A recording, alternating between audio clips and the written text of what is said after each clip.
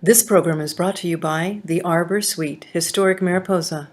Book your stay today online at airbnb.com.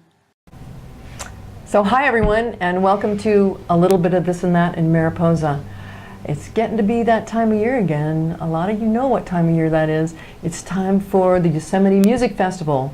That's the festival formerly known as the Carter Ranch Music Festival. And today I have with me Adam Finney, who's the guy that puts it all together. Well, Hi, one Adam. of the guys. Hey, Carol. Hi. How's it going? Just one of the guys. Yeah. Yeah, and the other guy is Chuck Carter, right? Yeah. Yeah, you guys have been doing this for a long time, haven't you? Believe it or not, this is our 15th year. Wow, that long ago. I was there the very first one, so I didn't realize it had been that long Time ago. flies, huh? It sure does. It sure does, and we still love it. It's a great, great festival. So how's it going? When is it? And Yeah, well, it's July 8th and 9th at the Mariposa County Fairgrounds this year, and it's going great. We've got a great lineup of bands put together, and it should be one of the best ever years. super. Now, when you started out, I know everybody was hoping that this would be like the biggest festival on the planet, right? It's going to grow. But it's been wonderful because it's stayed community-minded. And yeah, we all look forward to it happening. It's like the whole community shows up and it's a revival, a reunion, and everybody has a great time.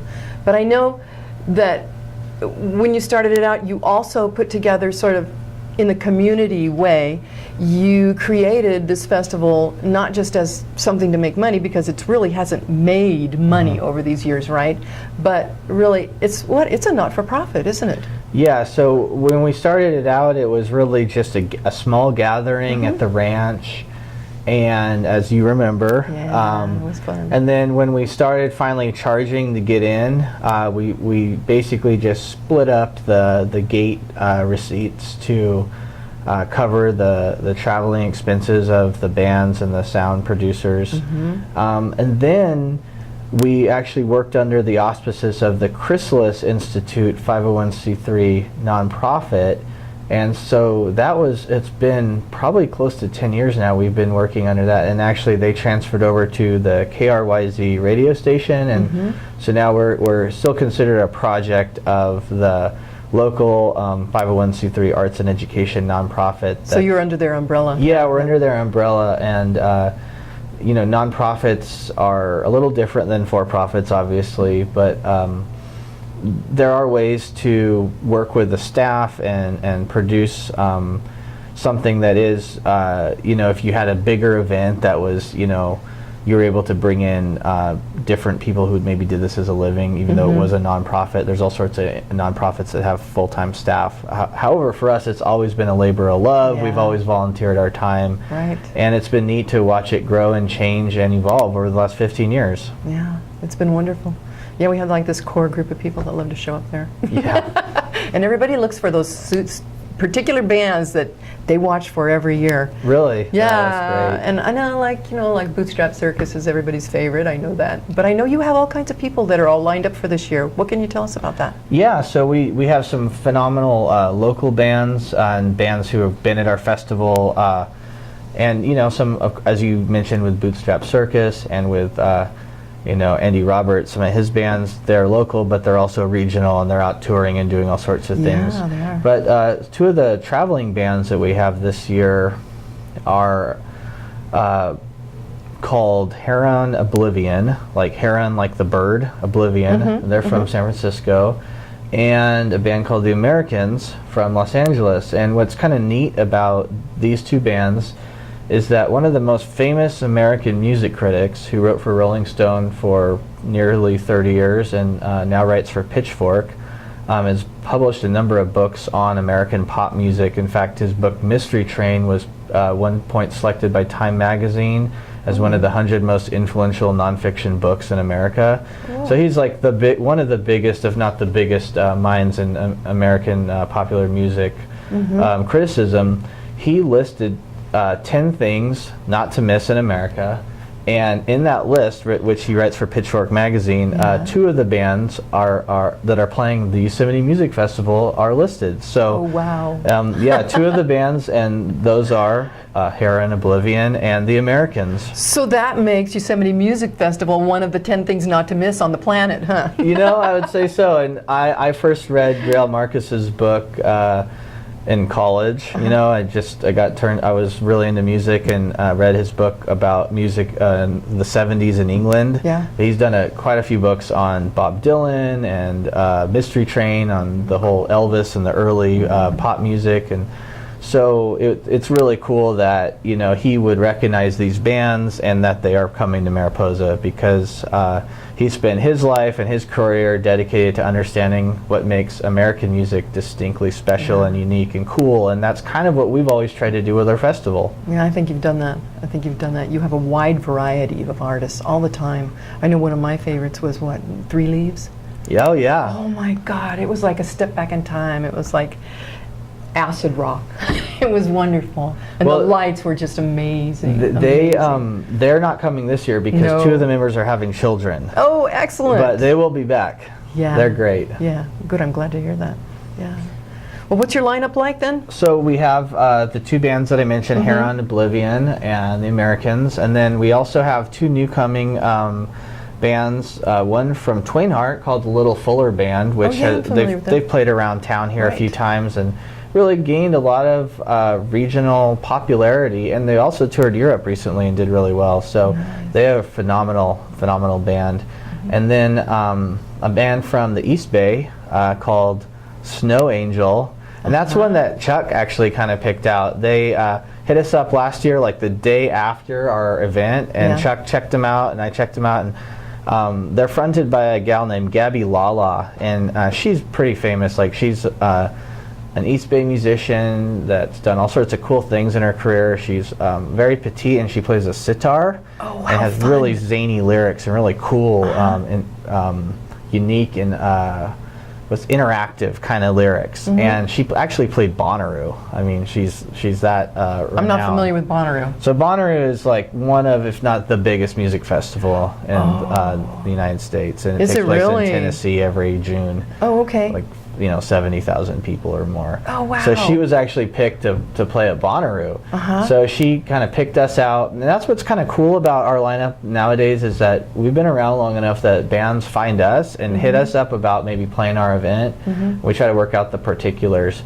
So she's coming up with her band Snow Angel, and they're a 7-piece all-girl band from Oakland, and they self-described as a cross between Cyndi Lauper and the Beatles, Sgt. Pepper's era. That's going to be great. Yeah, something a little different. That's super.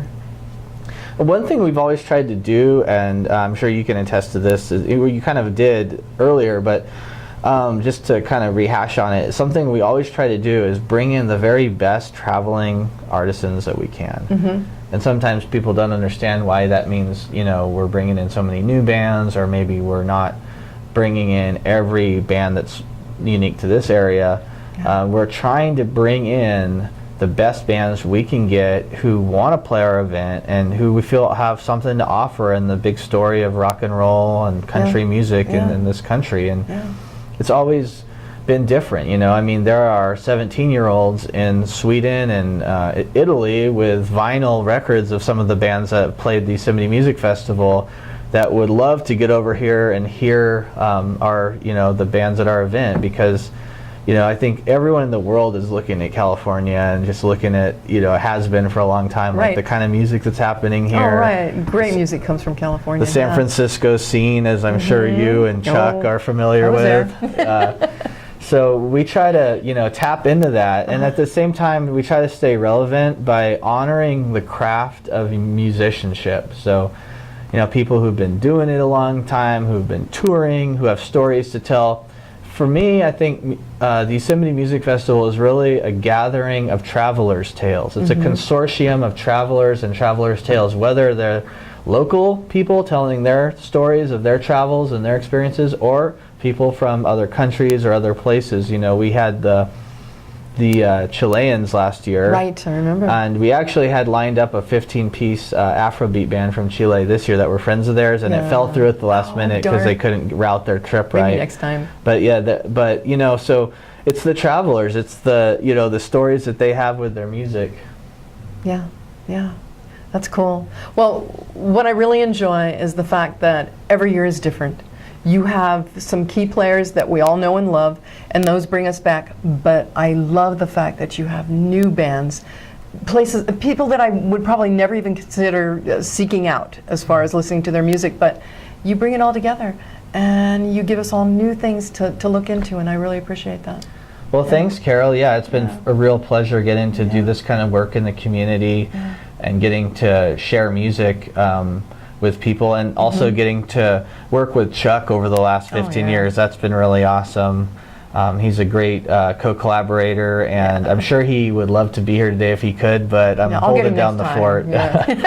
He said he didn't want to be here. He said, I'd just bumble it, but we'll get him on sometime. Yeah, he loves to be on stage. Well, tell me, what are the prices? What are the, So all the information can be found on our website, www.yosemitemusicfestival.com, and it's nice. $40 for a 2-day pass and $20 for a 1-day pass, with a Friday $20 local option only. So we really try to encourage people to camp and stay for the weekend. Sometimes we've had locals who, you know, have to work Saturday night or whatever, just want to come in for Friday, and we can work that out. And as far as RVs and families and all the things you think about with a festival, the fairgrounds has great facilities, as people have found out over the years, and so we can host RVs, and there is camping on site. Camping's free, and it's all grass camping, you guys. It's wonderful. We have the best fairgrounds. It's like no other in the state of California. It really is unique. There's so much grass camping. It's beautiful. So it's a pleasure to stay there. Another thing that's really cool, kind of alluding to back to the San Francisco scene, was we have a new lighting artist this year. He's called Mad Alchemy Lights, and he does liquid light projections. He has a stretch canvas, and you can look him up on YouTube, Mad Alchemy San Francisco, and he does a lot of the big festivals and the big shows around the Bay Area. And he was friends of a friend, and we came recommended highly to him, so he sought us out, and he's actually the one that recommended Hair on Oblivion. Oh, great. So yeah, it's just kind of neat that we have you know, this kind of community is growing. And then as far as the other bands that are playing, we have the Mountain Men Collective, Tarantula and the Turtle Doves, Paige Anderson and the Fearless Ken coming again from Grass Valley. Wonderful country band with incredible talent. We have the Jespersons. You mentioned Bootstrap Circus. Green Machine is going to be playing late night. A first-time artist who's coming from Santa Cruz is first time playing with us. His name is Joe Caplow, and he's a folk musician, solo guy, really cool. I look forward to that. And I feel like I'm leaving somebody off. Oh, that's right. We have Ala Loon, who are going to be helping us with this. One of their members is going to be helping us with the sound, and they're a great reggae band from Modesto. And I think that hits it. That pretty much covers it all. Okay, well, super. And I know there's going to be food on site, and there's going to be drinks on site too. And so everything's there. You won't even need to leave the fairgrounds. You can have a weekend of fun at the Yosemite Music Festival. All right. And thank you for joining me, Adam. Thanks again for having me on here. And please come check us out and support our festival and be part of it. Absolutely. I've got my tickets. I bid on them at the Kids First Foundation dinner the other night. I was high bidder, so I've got my tickets, and I'm going to come in my Volkswagen bus and leave it there for photo ops. So everybody else, you should come too. All right. Thanks again, Adam. And we'll see you again on a little bit of this and that. And I better see you at the Yosemite Music Festival. All right. Bye.